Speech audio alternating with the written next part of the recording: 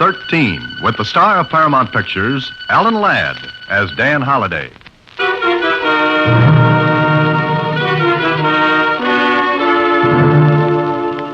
Take a letter, Miss Jordan. To Box 13, care of the Star Times. I'll need your help. I dare not go to the police for reasons I'll explain when you see me. Please come to my office in the security building.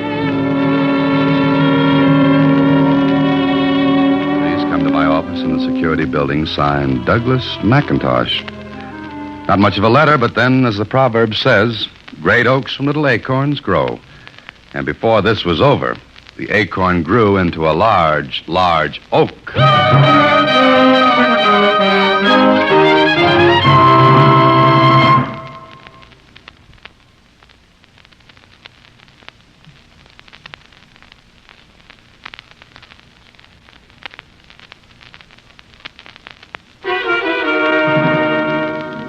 And now, back to Box 13 and Dan Holliday's newest adventure, 3 to Die.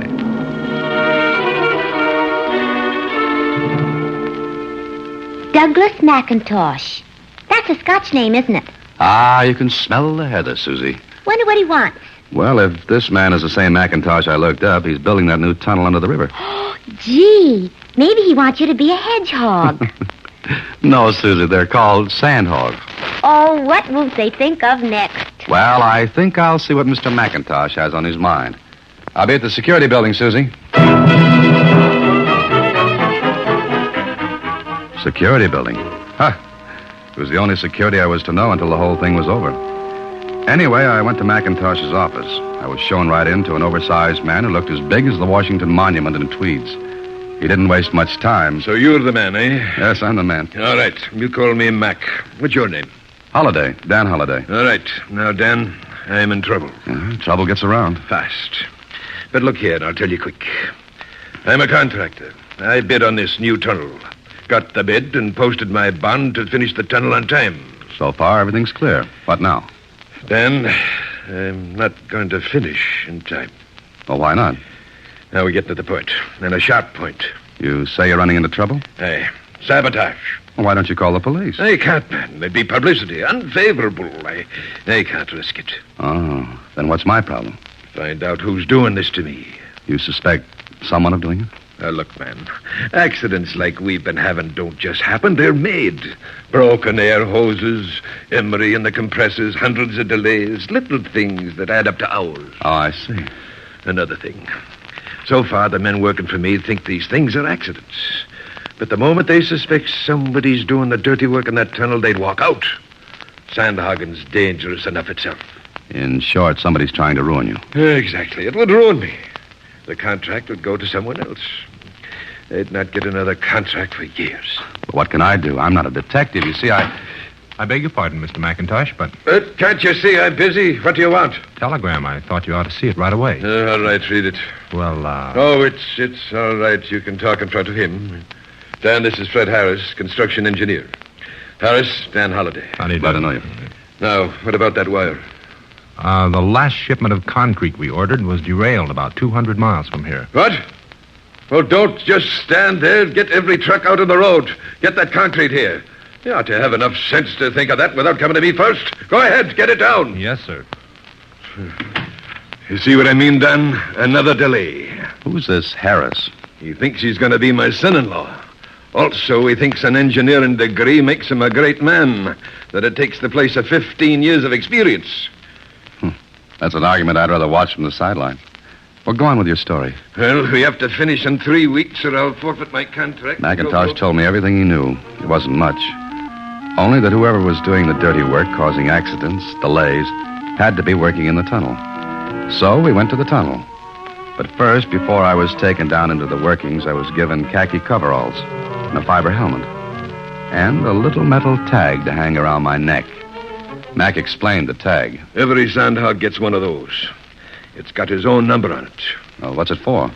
Ever hear of caisson disease? Oh, the bends? Aye. Well, on one side of the tag, it explains the man is a caisson worker working under pressure. Oh, so if the disease hits him on the surface, he can be given proper treatment. That's it. There are 6 places in the city where that can be treated. The man is put into a chamber, pressure increased, then gradually decreased. Like a diver. If he comes up too fast, the nitrogen in his blood is forced into his tissues, causes pain. And sometimes worse. You seem to know a lot about it, Dan. I'm a writer. A writer has to know a little about everything. Then I hope you'll be able to tell me more about what's going on down there. All right, ready? I'm ready. Let's go. Together, Mac and I rode one of the hoists down into the workings. My ears began to pop from the pressure, and I swallowed hard to keep them open. Then we came to the bottom of the shaft, about 150 feet below the surface of the ground. Mac looked around for a minute, and then... Angus! Here, come here. A short, powerfully built man walked over to us. He was grinning as he said to Mac, What brings the boss into the tunnel? Angus, meet a friend of mine, Dan Holliday. Dan Angus Campbell, my foreman. Best man in the world in his line. Aye, the best beside yourself. How do you do, Dan? How are you, Angus? First rate. Except we had another little rumpus today, Mac. What? Another break in the air hose at the shield. The hose whipped around. Anybody hurt? Aye, Phil Evans. Hose got him right in the middle. He's done for this job. Won't work for a month. Broken ribs. Another one. Aye. You visiting us here, Dan? Well, you might call it that. Dan's a writer, doing a story on sandhogging. Wants atmosphere. You'll get it here. You want to see the works? Show him around, Angus, and be careful of him. Don't you worry, Mac. Good. I'll go back to the office now. Come back there when you finish, Dan. Oh, sure. Oh, it's got him worried, Dan. And little wonder. Every penny he stands to lose. Every penny. That bad, huh? Worse. And if I ever catch the one that's doing it, I'll whip him around with me bare hands. You and Mac seem to be good friends, huh? I started together 30 years ago in Scotland. Uh-huh. Well, time's fleeting. Want to show me around? Sure. Let's get going. I followed Angus into a big airlock. It was a reinforced concrete compartment with double steel doors. As one door closed behind us, the pressure was built up to equal that in the tunnel. It built gradually. But I knew what would happen if it went down fast. Caisson disease.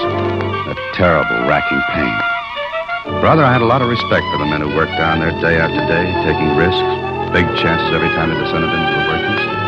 Then he opened another steel door, and Angus and I were in the tunnel itself.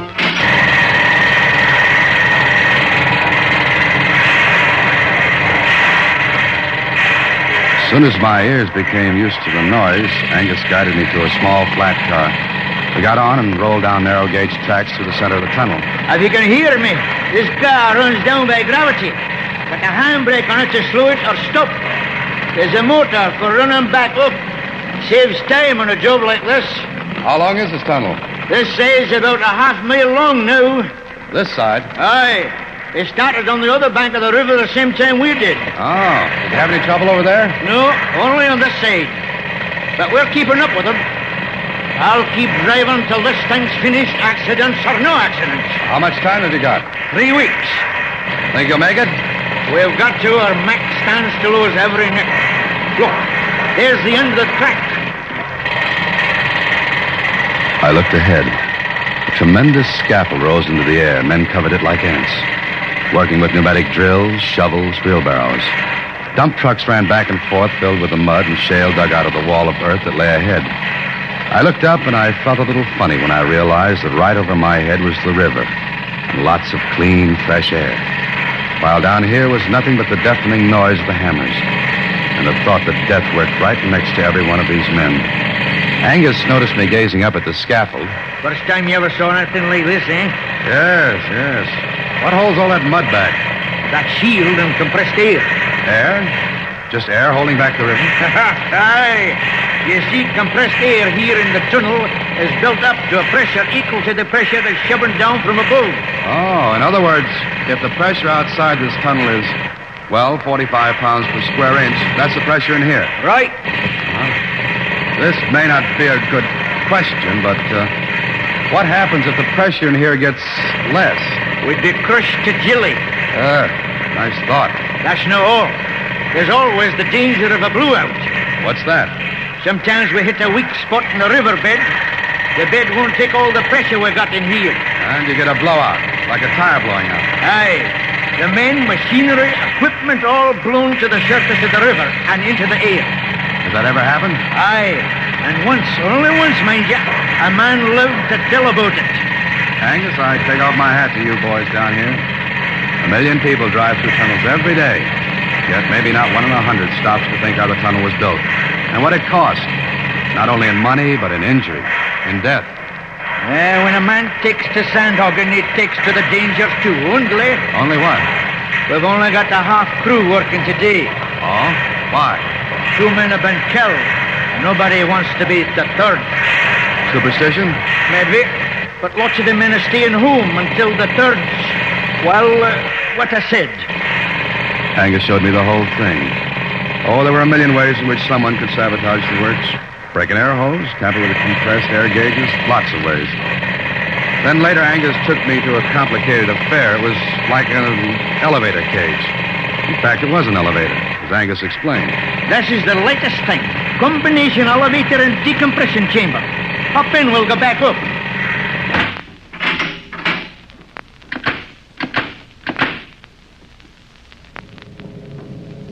We go up slow, Dan. As we go up, the pressure in here is decreased until it's equal to that of the surface. Oh, then there's no danger of caisson disease. Not if we go up slow enough. And the pressure's reduced. I set the gauges to do it for us. Oh, I see. Well, did you see enough to write your story? No, I don't think I have. Not yet.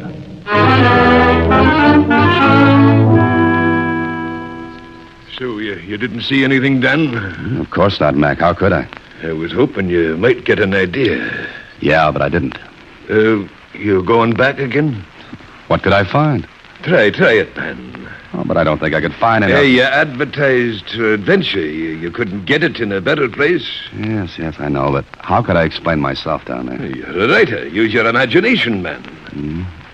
Well, suppose I went back there as a worker. As a sandhog, you mean? Mm-hmm, that's it. But you don't know anything about it. I can handle a hammer, a shovel, You'd get dirty and tired. And every muscle in your body'd holler out loud at you. Well, I can always say I'm doing it for my art. Be a sandhog, see how it feels, then write about it. By Harry, man, you've got it.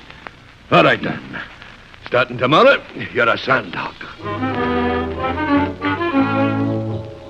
Oh, that was the way to do it. But when I got home that evening, I thought about it. That huge scaffold.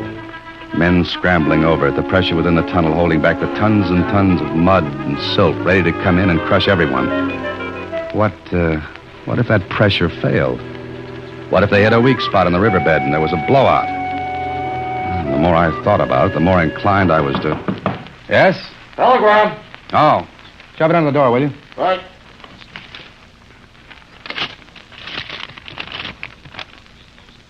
Oh. And what a telegram. It read, "Save for the fact that I don't want more bloodshed, you'd have gotten yours today.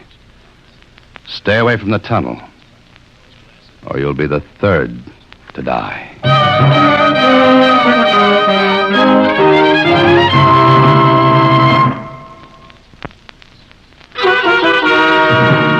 And now back to 3 to Die, another Box 13 adventure with Alan Ladd as Dan Holliday.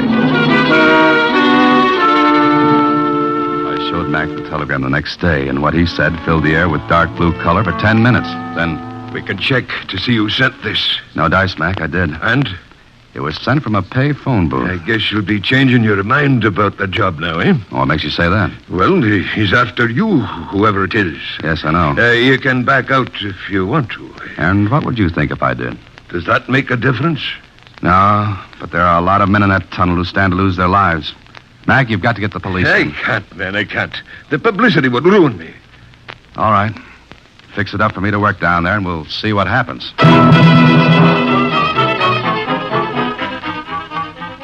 Okay, so I became a sandhog.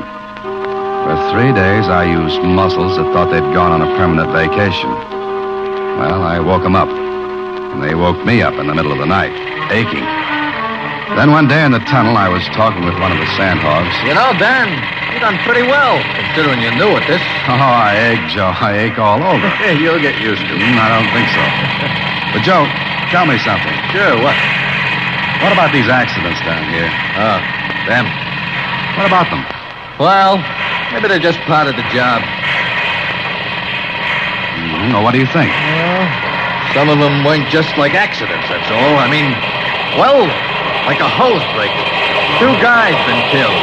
And what? Look out! Hey, you all right? Yeah, okay. You? I had to show you, Dan. That car would have clipped you in half. Yeah. Look into the decompression chamber. Huh? Harris? Yeah, Harris. Oh, See what I mean? That car didn't look like no accident. thanks, Joe.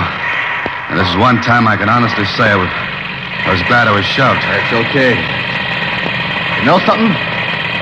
You were almost as safe to die. Before leaving the tunnel, I ran down to the spot where that car hit the stop bumper at the end of the track. It was wrecked. But in the wreckage, I found something. One of the tags, like the one I had. This one had the number 57 on it. I slipped it in my pocket. Maybe one of the sandhogs had dropped it. Then, just as I was about to step into the decompression chamber, Angus Campbell came up to me and... Your shift's going off, Dan? Yeah, I'm finished for the day. Almost in more ways than one. Huh? What do you mean? Come on, let's get in. I want to get back up. All right. Tired? I'm worried. I can guess why. Huh? Look, I know you're no writing a story on sandhogging. I know why you're down here. Oh, you do? Aye, Mac's desperate. I want him to call the police, but he won't. How did you find out about me? You've been nosing around, Dan? Not obvious, huh? Aye, but be careful, lad. Be careful. Yeah, I will be. Joe told me about the car that almost got you. Somebody sent it down the tracks. Aye. Angus, Aye? you've been with Mac a long time. 30 years. 30 years. Good ones, bad ones. And yet you stay with the job. I could have a top job on the surface. I see. Angus, got any idea who's doing all this? No. Harris? Huh? Why him? Mac doesn't like him. Ah, talk sense, Dan. What point in Harris's ruining his own father-in-law? Father-in-law to be, Angus. Still no point? Then how about the protection insurance to cover the completion bond? Huh? You mean Mac might be doing this himself to get the insurance? Yeah, this could be. No, lad. The insurance wouldn't half cover the loss. No, that's no it. And why? I wish I knew. Competitors, do you think? Who are they? Brill and Company. But no, they wouldn't. They'd be too easy to find out. Men got a habit of talking. And talk gets around. No, Dan, that's no them. And then who and why? And why did someone try to kill me today? You get the answers to those things, Dan, and you'll have the whole thing. Well, we're up at the top.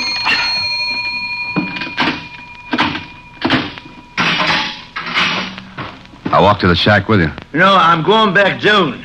But I thought you were through for the day. I've still got lots to do. See you tomorrow.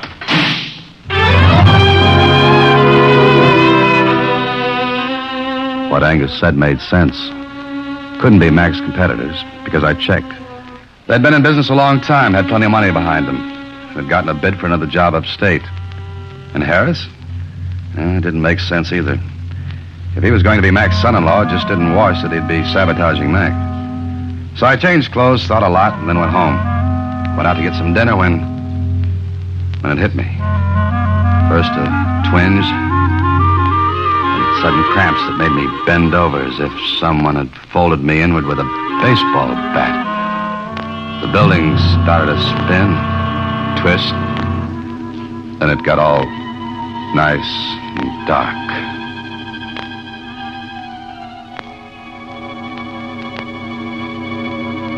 There you are. You're all right now. I know this isn't very original, but where am I? Take a deep breath. That's it. Feel better? Lots. What happened? Couldn't have been anything I ate. You had the bends. The bends? Mm-hmm. The tag around your neck tipped us off you were suffering from caisson disease. So we put you in the chamber. Come on, get up. We may need this chamber for someone else any minute. You make it sound as bad as the housing situation. Yes, it is, but you're all right now. Next time, don't come up so fast. But I didn't come up fast. Yes? Nothing. Nothing at all. Thanks a million, Doctor.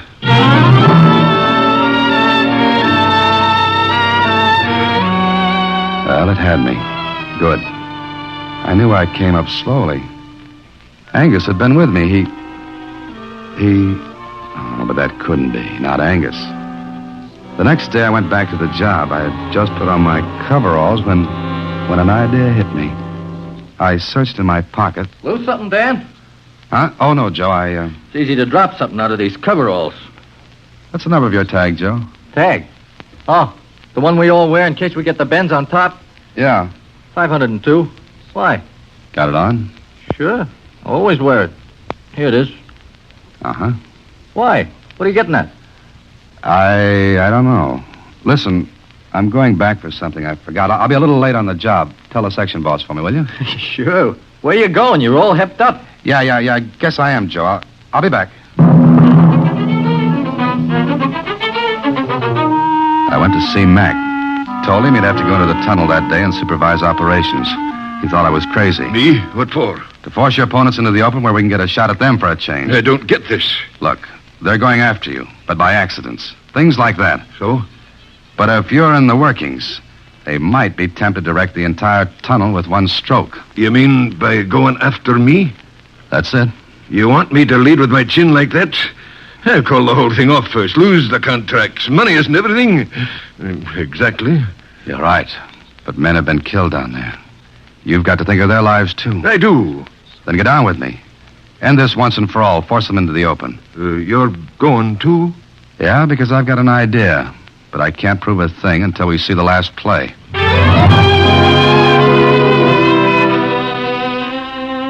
I was leading with Mac's chin, and I knew it. But mine was plenty sore, too, and that made me feel a bit better about it. Mac knew he had no choice, and so he decided to go with me into the tunnel. I went to my job, and it was a ticklish feeling knowing that any minute something might happen. Something that would make Joe, Mac, Angus, any one of us the third to die. Or worse. Then... Hey, Dan. Notice something funny? Funny what? I could have sworn the mud down here wasn't this deep before. What do you mean, Joe? Look. Stand still. Look around. The mud's coming up. It's getting high. Yeah, it is. Joe, the pressure in here must be going down. Yeah. Dan, if it gets too low, that wall will come in on us. The whole river will be in our laps. Come on, let's get to the gauges. Dan, push them out. Pressure's going down in here. Come on. There's nothing wrong with the gauges. They read the right pressure. But they can't. The mud's getting higher. Look, the men are coming in. They've seen the mud coming up. But these gauges... Hey, there ain't no air being pumped in. The gauges are stuck. Jammed. Somebody jammed them so anybody reading them will think the pressure was okay. Get to the emergency compressors. Pressure's dropping fast. Get to the compressors. Get them on. I got them.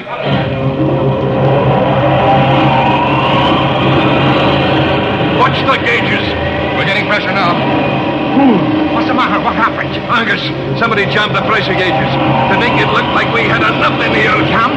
Well, save for those emergency compressors, we'd have been done for.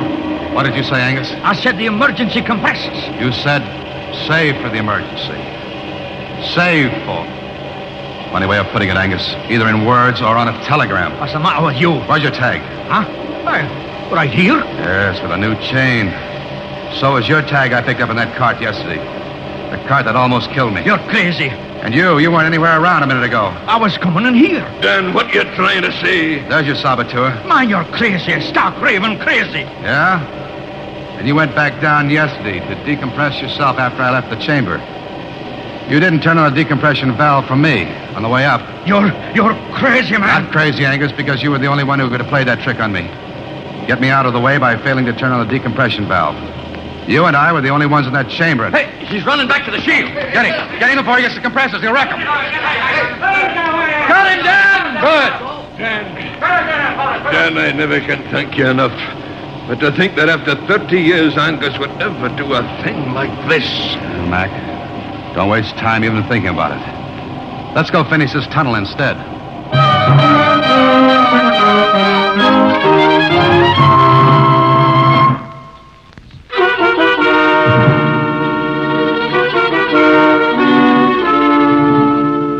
Gee, what was the matter with him, Mr. Holliday? Jealousy, Susie?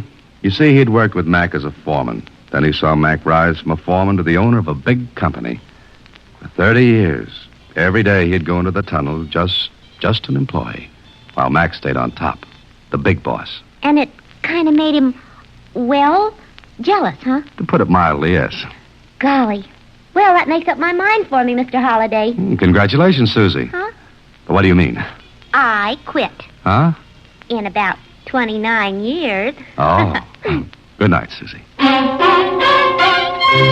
Next week, same time, through the courtesy of Paramount Pictures, Alan Ladd stars as Dan Holliday in Box 13. Box 13 is directed by Richard Sandville. Three to Die is an original story by Mr. Sandville, adapted for radio by Russell Hughes. Original music is composed and conducted by Rudy Schrager. The part of Susie is played by Sylvia Picker. Production is supervised by Vern Karstensen. This is a Mayfair production from Hollywood. Watch for Alan Ladd in his latest Paramount picture. Would you like a shout out? Leave a comment in the section below. Tell me who you want to shout out to, who you want to shout out from, and we'll get it up here for you. Hey, we want to say thanks for tuning in. Please like and subscribe so you don't miss any. You got a lot more of these up there. Go check them out under the playlist. Leave us a comment. Tell us what you want to see, what you think, and we'll see you next time.